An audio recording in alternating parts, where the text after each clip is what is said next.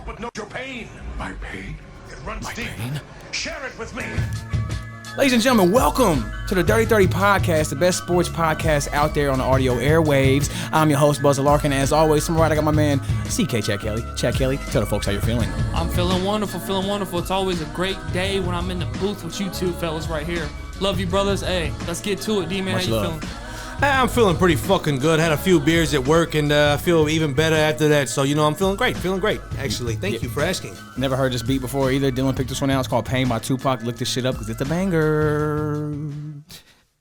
All right, starting the show off today. I want to start the show off on a good note, man. We love sports, man. Sports is dope. Like, sports are really incredible. And sometimes dope shit happens in sports, you know what I'm saying? And sometimes it's inspirational shit that you can even take away in regular everyday life. So we're just going to give some shout-outs real quick to start the show. I'm going to give a shout-out to my man, Cam Thomas. If anyone has benefited from the Kyrie Irving trade the most, it's got to be Cam Thomas. This man is showing what he's about to do, hopefully. He just became the second youngest player ever to have back-to-back 40 pieces. And there's only one man ahead of him on that list, and that's King James.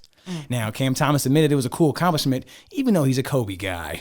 Very excited to see his development going forward. That is my shout out. Cam Thomas, you a dog. And real quick, too, you guys remember that time we bought Brooklyn Nets tickets to the Pacers-Nets game here in Indy, and then Ben Simmons, KD, and Kyrie all proceeded to sit out? Yeah, They were all disappointed. That was bullshit. But do you remember who ate that game? Cam Thomas. I didn't even look at the stats that game. That's how mad I was. I didn't even know who he was, and Dylan's like, "Who that Cam Thomas kid? He's not that bad. He's gonna be good." I'm like, yeah, he's pretty good. I'm just messing with you. That's my shout out though. Who you guys got? Shit, my shout out. I want to give a shout out to KD. I'm not a KD fan, but man, you're on an island by yourself right now. I feel really, really bad for you right now. Kyrie left you. I think what I want to say is there's room in Chicago for you, baby. Hey, open arms. Plenty of room, baby. I got a lot of connects up there, Katie. Just give us a call. All right, and my shout-out, I just want to give a shout-out to Tyrese Halliburton because, Halliburton's really out there eating. He's playing really well out there for the Pacers, and Halliburton, he's the shout-out guy for me. Halliburton, hey, man, he's out there in Denver leading the league in assists, and he's a fucking second-year player. He's just that fucking guy, bro. So just why don't you go ahead and everybody keep their fucking eyes on this kid because he might be great. How many assists is he averaging? Damn near 10. I think it's almost close to 10 assists a game, Chad. Harden's, 11 assists a game? Yeah. He's like, Halliburton's like probably top 4 in the league in assists. I think Harden's definitely leading it. So you were milking it a little bit. Just a little bit. I just want to give it a little more Halliburton love out there. You know what I mean? I need to interject in here, too, though, because you guys are leaving out another name named Nikola Jokic, who has the most total assists in the NBA amongst all players. Although he's not leading in assists per game, he still has the most assists of all players, and he's a center. Love it. All right, so to start the show off today, we're going to talk about some football. Super Bowl 57 is live this Sunday from State Farm Stadium in Glendale, Arizona, and the whole world will finally be able to see the lovely Rihanna take the stage with an expected stunning performance as she always does. And also, I believe there's a game taking place that day too. Yeah, the Philadelphia Eagles are duking it out with the Kansas City Chiefs, and there's a plethora of storylines out there. Will Andy Reid defeat his former team? Which Kelsey brother will have the upper hand? Eagles fans are saying that their team was the best this year when Hurts was healthy and under center, and the Chiefs fans are only saying 2 words: Patrick Mahomes. So you guys already know this is the time when I flip it over to you guys. Chad, let's start with you because I think most of our audience is going to know what you're going to say here. Chad, who do you have in the Super Bowl? Yeah, you guys got my answer already. I've had the same answer the whole year, but I like to say I'm taking Eagles by 10 or more points. That might be the biggest surprise to you guys. The Eagles will dominate up front, and their D-line dominates. Mahomes is going to be running for his life all night. So, Mahomes, get that ankle taped up, buddy, because, shit, it's going to be a long one, buddy. So you believe that the Eagles' success is going to come in the trenches. They're going to win both sides of the ball, offense and defense, and that's why they're going to win by 10 or more points. Amen. That, my friends, is a solid argument. Dylan, what do you have to say over there? Yeah, man. The Eagles, I think, are destined to win this game, but I do believe that the Chiefs are going to put up a hell of a fight out there. I think Pat Mahomes and Travis Kelce are not just going to lay down and let the Eagles run all over them. I think it's going to be a fucking hell of a game. It might be one for the centuries. That means plural, like as in going way back. This might be one of those games that I know what you're saying. The NFL is just it's just going to be remembering this game for a while. Shit, we'll see. I think Jalen Hurts is out there going to run all over the place. I think Pat Mahomes is going to put on a show. It's going to be good. 2 of the MVPs of the league this year. That's true. Sir. So let me ask you this. Let's say Mahomes wins this game. Is he already the GOAT to you? No. With the banged up ankle? I give him this. If he wins this Super Bowl, to me, he's the most talented quarterback of all time. But in terms of legacy, he's not the greatest quarterback of all time. Do we even have to say who the GOAT is? No, you don't have to. 100%. I disagree with the unanimous GOAT, just so everyone knows out there. Fucking Tom Brady is not my unanimous GOAT, motherfuckers. The one thing I'll say about Tom Brady's resume that's so impressive, I don't know how this turned into a Tom Brady fucking ego stroking thing, but the most impressive thing about his resume is my man won 3 Super Bowls on the back half of his career. Like, he won a few Super Bowls, then he went years without winning another one, then he won 3 more at the end of his career. That shit is insane. That's insane. What's insane to me is he's been to 10. Yeah, that that's means pretty more dope. than half of his career he's in the Super Bowl. Yeah. I seen LeBron talking about it on ESPN yesterday. He was saying that Tom Brady, even for him, is inspirational. Like, he sees Tom Brady still going. He's like, oh, I got to keep going in. Like, is Brady still doing it? Why shouldn't I keep doing it? Yeah, let's hop off his dick for a minute. Man. You know what I'm saying? I'm done talking about Brady. I'm just going to give a prediction now here for me. I think Mahomes has 350 plus yards and 4 passing touchdowns. That's going to be my prediction. If I'm wrong, please feel free to tell me in the comments section below. But there's only one way to know if you're for real, and that, are you going to bet it on FanDuel or no? Yeah, put your money where your fucking mouth you know is. what? That's what we do around here at the Dirt 30 Podcast. I'll place a bet. There you have it. He'll place a bet.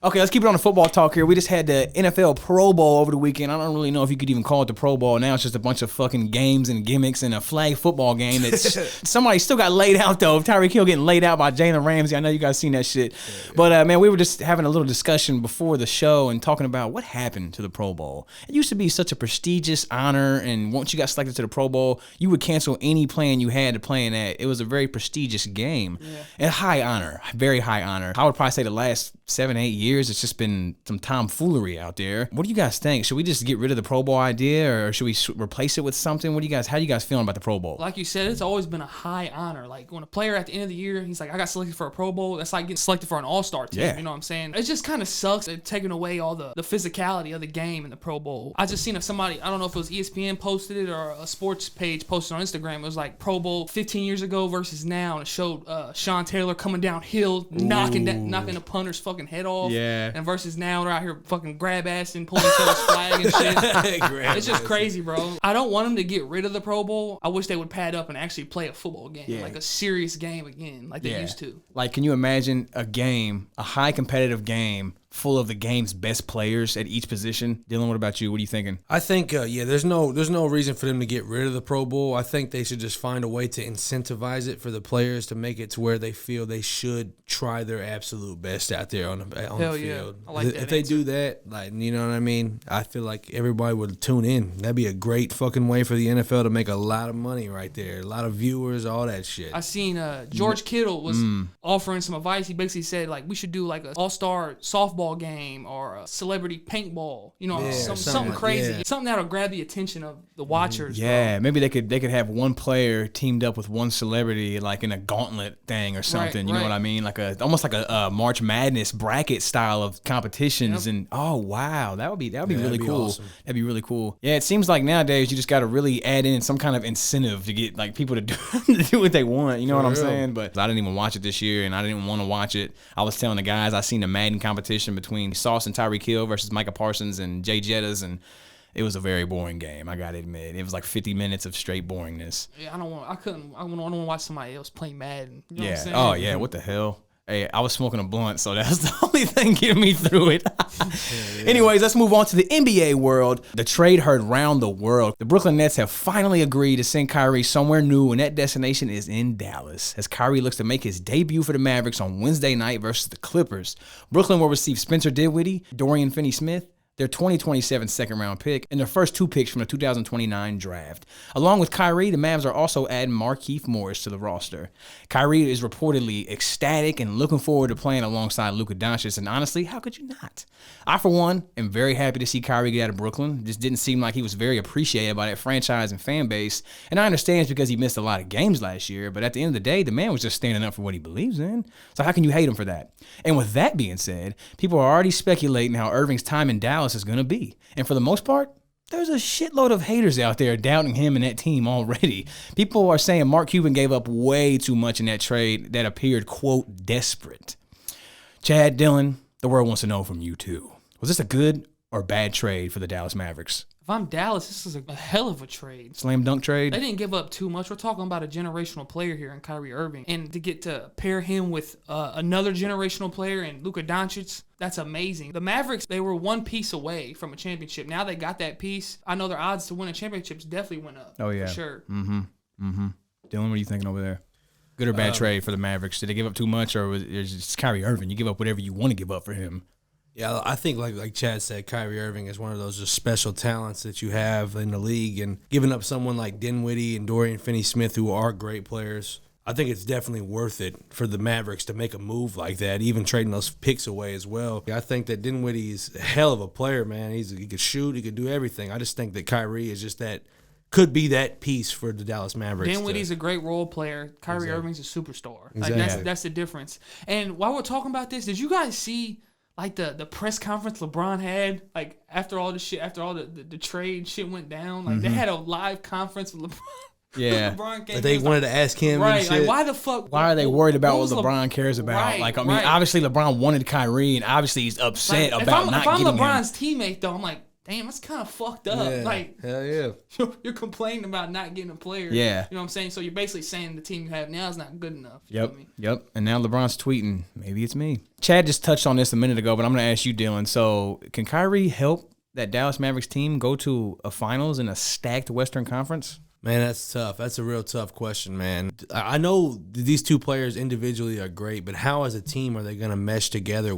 Can they mesh together well, like Kyrie and Luka? Yeah, two both players being that ball dominate. Yeah, dominate the ball. Both have like mainly scores. Obviously, Luka is an amazing passer and can get the offense involved, but it's like, how are they going to run this offense? That's the real question. I think it's tough, but I think that Kyrie could put him over the top. You know what I mean? If he plays how he was playing with KD out in the Nets, he was averaging like 35 points a game when KD was injured. I think he could help him. I gotta see a little bit more. You know what I mean? Yeah. I gotta kind of see how they're gonna mesh together. I look at it like this. We all know the Mavericks weren't a championship team before he got on the team. Definitely. But we knew they were a piece away. Am I right? Am I wrong? Yep, 100%. Now you add Kyrie Irving. How are they not Yeah. a championship team now? You know what Yeah. I'm saying? Yep. We've seen Luka Doncic beat the Clippers with Kawhi and Paul George. Yeah. Yeah. 100%. You add Kyrie to that, they could be deadly. anybody, But man. they have like Luka running the point over there in Dallas, don't they? So Right. like, where does Kyrie? Is Kyrie gonna fit in as the shooting guard? Is he gonna be like just a prolific scorer, mainly a scorer, or are they gonna like try to have him bring the ball up the floor and have him run the offense and have Luka kind of like slide down to like Well, a 2 or a 3 Yeah, you or would have something? to have Luka slide down because Kyrie's 6'2". You know Yeah, what I'm saying? exactly. Luka's 6'7", I believe. He could play the 3 or the 4 Yeah. and still bring the ball up. Yeah. 100%. Yep. And I think create mismatch. I think the biggest question mark definitely is how they're going to play together, especially considering the fact that Kyrie got traded to them mid-season like this. Yep. So, like, he didn't have a whole offseason of preparation with these guys and getting the chemistry down and stuff. So, even this season, seeing how they play, it's going to be hard to really judge it, you know what I mean? But with a full offseason of working with the guys and getting to know everybody better and stuff, then, like, Mavericks come out in the next season. See, that's the thing. I think he's gone after this year. You don't think he even makes it I think to next year? I think this is like an experiment, and after this year, he's a free agent, I believe. I think he's gone. I don't think he wanted to be traded to Dallas, Really? to be honest. I knew Okay. he did say though he was looking for whatever team he gets traded to sign a max extension. So it would be kind of on Dallas if they're going to offer that max Right. extension And to I don't him. see them doing that. That's So true. you're saying that this is win now. Like, This they is have win to now. win now. Yes, this is win now. And if they don't, regardless of the outcome, no championship, Kyrie's gone. If your prediction rings true, that's going to be interesting to see where Kyrie goes because he's going to be almost like a journeyman at this. I mean, Yeah. obviously not a journeyman in the sense that he's like just a role player going from team to team, but like we've never seen a superstar, I feel like, just bounce around from team to team like that because it's been That's 4 teams. I Cleveland, Boston, Brooklyn, and now Dallas. think. Yeah. So another team, and that would be kind of wild. Either way, his talent is unmatched. And for those that haven't seen, I highly recommend watching on YouTube. Stephen A. and Jay Will going at it on First Take, discussing Kyrie in this trade. It was fucking intense, no doubt. yeah. In the spirit of talking trades, which team out there, other than Dallas Mavericks, we're getting away from the Kyrie talk, which team out there needs to make a move before the deadline to make them battle ready for a championship run? A team that's a couple pieces away from a championship, I feel like the Phoenix Suns are a couple pieces away. For example, if they give up Cam Johnson, or I don't know what their draft picks are looking like. Mm-hmm. If they gave up Cam Johnson and DeAndre Ayton for Ooh, KD, that'd be you know what I'm wild. saying? That would easily bring in a championship. Chris Okay. Paul, Devin Booker, KD. That's a nice ass trio right there. I feel like the Phoenix Suns are one player away to put them over the hump. Okay. I like that.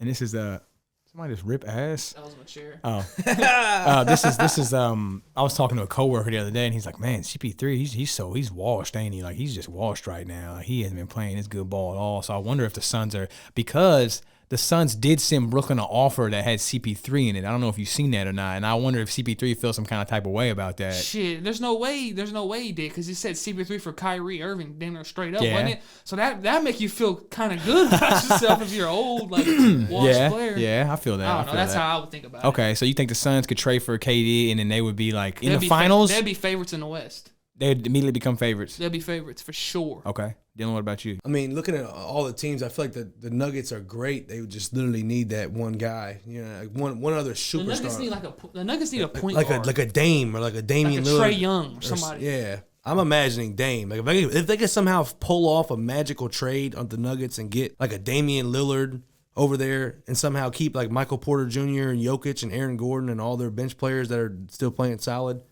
I think that the Nuggets could do it. You know what I mean? They're just one piece away. They could make the championship run. Like someone that could shoot but also pass and create for others and just overall make it easier for the big man in the paint that's out there about to get his third MVP in a row. I'm with you. I don't think Denver could win a championship with the team they have right now. I don't know what it is about them. Like, obviously, they have the best record in the West, but, man, that doesn't always fucking equal out when you get to the 7-game series. Wherever KD goes, he's gonna have a huge impact on the team. You know what I mean? Wherever he goes, they're automatically a playoff team. You know what I'm Absolutely. saying? Oh, my gosh, that's a sweepstakes. Bro, getting KD is like hitting a Powerball if you're an NBA team. For real. Keeping it on an NBA tip here, the NBA just recently did an investigation involving Ja Morant and the Memphis Grizzlies following an on-court altercation with the Indiana Pacers during a game that took place last week. It was reported that after the game, someone in an SUV that Morant was in pointed a laser at the Pacers bus, and me and Dylan was talking last night. We don't think they was pointing a kitty cat laser at the bus, the ones that fucking lasers that cats chase and Point shit. one of them beans. Yeah. Let's just do a real quick recap here for you guys. Ja said it all started after Andrew Nembhard told his pops, T. Morant, to shut up. The two teams exchanged words at midcourt, and you already know T. Morant was in the mix, along with Pack, who I believe is one of Ja's close friends. He called him his brother. Is that Anderson Paak? No, hell no. I was about to say, who's Paak? That's the dude who, I'll get to it. The Grizzlies eventually got the dub, 112-100, but as the Pacers players were making their way to their bus, Ja Morant, his boy Pack, and I guess a bunch of other guys pulled up in two SUVs and got out to see what was up. They got into a 15 to 20 minute altercation that was eventually broken up, and as the Pacers bus was leaving, there was a red laser coming from the SUV Morant was in that was pointed at the Pacers team bus. Afterwards, a member of the Pacers staff said that they believed, quote, it was 100% a gun, and they felt like they were in, quote, grave danger. So whatever it was, it had the Pacers, they had them shook. The Grizzlies ended up banning Pack from home games for the rest of this year, and Ja tweeted on the matter saying, did an investigation, seen they were capping, still let an article come out to paint this negative image on me and my fam, and ban my brother from home games for a year. Unbelievable, laughing emoji. So now that I set the stage for you guys, I got to ask you guys, do you think Ja and his crew took this a little overboard? Yeah, John Morant's kind of getting on my fucking nerves, man. Tell us how you feel. Same here. Tell us how you feel. I like the Grizzlies when they came, like when John Morant got there and like all the impact he's been Oh yeah, of course, having over of there and course. shit, just changing the culture, changing the team and shit. But man, they haven't even won shit yet, and they're fucking acting like they're the defending champions, or Yeah, they're acting like for they real. just three-peated. You know what I mean? Like, bro, there's so much drama at every Grizzlies game. Like, bro, just hoop. You know what I mean? Just hoop. Just win games and hoop. Win a championship before you start running out the mouth. To add to the laser situation, I agree with Shannon Sharp. I don't know if you've seen what he said about the situation. I didn't see He it. basically said, John Morant, bro, like you're not a gangster, you're not hood. So like, why are you surrounding yourself? With the hood people? Right, like what with people that act like that, you know what I'm saying? Yeah. Like, bro, you make millions of dollars to play basketball. Mostly people in the hood are dreaming to get to where you're at. You know what I'm Right, saying? That's what right. Shannon Sharp was saying. Like, So why are you even doing shit like this? he's acting like still like a kid almost. You feel Yeah. me? I seen Sauce Gardner say something like that too, what Shannon Sharp said. But Dylan, what do you think? They take it a little overboard on this one? I mean, I think that no matter fucking what it is, there's no reason. Say hypothetical. I don't know if this is the truth or not. With this, if it's really a gun laser that they're having that they're pointing through this window at the Pacers bus, but like, if it is, there's no reason to do that shit. Even if you had an on-court altercation, like settle that shit on the court, and then after that, shake hands and be cool about it. Like, there's no reason to take that shit outside and out back and fucking even bring guns into this shit, because that's how people lose lives. You know what I mean? That shit Literally. ain't cool. I don't think that shit's cool at all, personally. Make So, like, millions of dollars to go hoop. Exactly. And you want to bring a gun to a basketball game where Yeah. motherfuckers are shooting a ball through a hoop. For real. You know what I mean? And you wanna get all make personal Make with it it. make sense, bro, because you can't. and let it try to fucking hurt your feelings and shit. There's no reason for that. Like, you just fucking just hoop, and after that, it is what it is. Motherfuckers still want to beef, let them beef. Yep, I'm with you guys on that, and I hate to say it too, but it seems like T. Moran is always involved in these situations, and I understand that your son out there, but do you guys think the NBA should be a little more strict on disciplining family, friends, and fans who involve themselves with the game and get a little disrespectful, or is it on the players themselves to act professionally and tune that out? So in this situation particularly, is it on Andrew Nimhart for talking smack back to T. Morant, or is it on T. Morant starting it? I don't think it's neither of them fault. Just friendly shit talking in basketball. You know what I'm saying? When it comes to in terms of the fans, the players, and all that, that's the fun in it. When it gets taken so far to where the motherfucker's pulling a gun out on you or pointing a laser in your direction after the game, that's when shit's getting a little out of hand, bro. You know what I'm saying? Yeah, Exactly. Yeah, and I get it. Like, so and this is my thing. Like T. Morant, you can come to the games, talk your shit and stuff, but if somebody's talking shit back to you, why does it escalate to this? Like the people that you're with and Ja's boys and shit. Like this is how it escalated. You know what I mean? Like if you can't take the heat, why are you in the kitchen? Amen. But Dylan, what's your thoughts on that? So the NBA start disciplining like the fans and shit, or is it on the players themselves to act professionally and tune it out? I think it's a little bit of 50-50. I think, like, as a player, you know what I mean, you should never want your boys to escalate it to that point. And as a fan, like, I feel like you should know that you should never cross a boundary as these people are out here doing their fucking job and playing a game for your entertainment at the end of the day. So, like, T. Morant, talk your shit, keep it friendly, you know what I mean, do your thing. And Ja Morant, don't fucking let it get to you. Don't, you know what I mean? Just fucking play ball. And at the end of the day, you're gonna go home fucking a $200 million man, and you're gonna have all this and that. Everybody else is gonna be doing their fucking regular lives at the end of the day. Exactly, so, bro. Yeah. So there's no reason for you to fucking get too serious about the shit, and there's no reason for motherfuckers to talk too much shit to where it gets too personal. Yeah. And take it to that level. Yep. And at the end of the day, it's just words too. You know what I mean? Like really, you really just gotta have your emotions in check, man. Like if you just let if anybody can just come up to you, say something to you and piss you off, that ain't good. You know what I mean? Exactly. You should be able to deflect that shit, get it away from, you know what I mean? Like That means you don't respect yourself. If somebody can walk up to you and affect you in a way that Yeah. that means they have control over you, bro. yeah. 100%. Which is not cool, bro. You're supposed to be in your own world and control your own shit. Last closing remark for me on that topic is I think that everybody in the NBA, there should be no bad blood. Everybody should wish nothing but love and prosperity on everyone around them. And there's no reason to get serious and endanger people's lives who had nothing to do with the situation at hand on the court. So, Yeah, That's all I would say. To add to that, maybe we're all wrong. Maybe there wasn't even a laser. Yeah, maybe it's just, possible. You know what I'm saying? Maybe we're just overreacting to a bad news article. Exactly. It But- could be false information, 100%. Exactly. All right, enough about bad blood and all this shit. You guys know we clown around here. Let's close the show out with one last topic. We'll go back to the NFL here. Aaron Rodgers. Where are you headed, bud? My man just went on he just started a 4-day retreat or some shit in the fucking, somewhere in an undisclosed location, huffing ayahuasca, and he wants to get back to his MVP self is what I'm saying here. So I got to ask you guys, is there a team right now in the NFL that you can plug Rodgers in, and that team instantly becomes a playoff team, and dare I say a Super Bowl contender? Any team. Oh. The favorites are the Raiders right now, I believe, though. Right, I know the Raiders and the Jets are both getting talk right now. Right, So between those two, let's just say between those two teams, who would you rather see him go to? The Raiders. Really? Definitely. Shout out Zachy, cousin Zachy. But I like to see all the Raiders just get that tandem back together, man. You see that interview with Devontae Adams? Yeah. He said Aaron Rodgers bought a crib on his street. Yeah, he said, and they asked him, like, would you want him back here? He was like, duh. He said, that's my boy. That's my man. Like, you know what I mean? I wonder what Derek Carr's fucking thinking. I'm just kidding. Derek Carr has one of them like knapsacks fucking over his shoulder, walking down the highway and shit with his thumb out. No, for real, though. But if Rodgers went to Raiders, bro, I could see him capturing the Super Bowl dead serious. Okay. Dylan, what about you? Would you rather see him on the Raiders or the Jets? Man, that's tough, man. I'm leaning Raiders just because, like Chad said, the combo of Devontae Adams and Aaron Rodgers, we had so much fucking fun in our lives watching them fucking play together.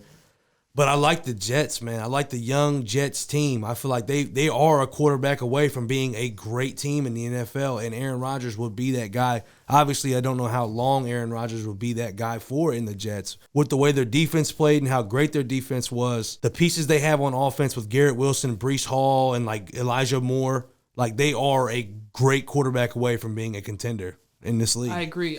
Does Aaron Rodgers want to go to a better offense? Where the Raiders have a better offense than the Jets? Or does he want to go to a team that has a great defense where the Jets have an astounding defense? Yeah, you know what I'm for real. saying? But a young core. That's Exactly. true. That's true. Raiders got Devontae, you got Hunter Renfro, you got Jacobs. Darren Waller. Yeah, you got Which the pieces. Rodgers, I know Rodgers is going to utilize his big ass. I think he would be good on either team, to be honest, because the Raiders do have a lot there already. And that chemistry with Devontae Adams is already there. Division-wise, that's a tough division. But, I mean, the Jets division ain't no easier. They got the Bills in it, you know what I mean? And the Dolphins now, who look like they're here to stay with Tua and Tyreek and Waddle. I would say the Jets only because that defense they got is really good. And I don't know why. I think that Rodgers would fit in New York. I think he's ready for that. And I know someone else who thinks that too is Greeny from Get Up in the Morning. He's been like the most active one lobbying to get Aaron Rodgers to the Jets. This one's just for funsies. Let's just say Lamar Jackson isn't franchise tagged. Where would you like to see him go? Not where would you want to see Lamar go if he does not get franchise tagged? I love to see him go to San Fran. Oh, Could you imagine that? good Could you Lord. imagine that, bro? That running offense, bro. That O-line, running behind that O-line, having McCaffrey in your backfield. Oh, man. I got you Debo checks blocking for Samuels, you. that defense. Bro, Lamar Jackson would fit right in. I'm dead ass serious, bro. He would. He would. For me, I'm just your average Colts fan over here is going to say that Lamar Jackson would be a great fit for the Indianapolis Colts, man. I love it. We're going to get somebody good in the draft at wide receiver position, and hopefully fucking all our linemen can get their head out their asses and, do something amazing. What we expecting Jimmy of G, I don't see Jimmy G getting signed no. anywhere, to be honest. I don't feel like think so. that type of style only works in San Fran. Like Jimmy G style. The check down style. If he gets signed, I feel like it'd be out of desperation, like of a team, like our fucking we're this is our last resort, like we gotta pick up Jimmy or some shit like that. Yeah. What I was trying to say was like basically San Fran makes Jimmy G look good. Was all I was basically trying to say. Okay. Yep. One last quick little jab at Jimmy G before we close the show out here. I love it, baby. And man, just like any other delusional Colts fan, if we get Lamar Jackson, you know what I'm saying? Remember that? We got Phillip Rivers. We got Carson Wentz. Carson Wentz is gonna be good like he used to be. Hey, we all do it though. It's all of our fan bases. But the bottom line is Lamar Jackson is generational talent. He could change any franchise probably. That does it for you guys today. I'm the host of the 3030 Podcast, Buzzer Larkin. I'm Chad Kelly. And I'm D-Man. That's what we like to call a ram.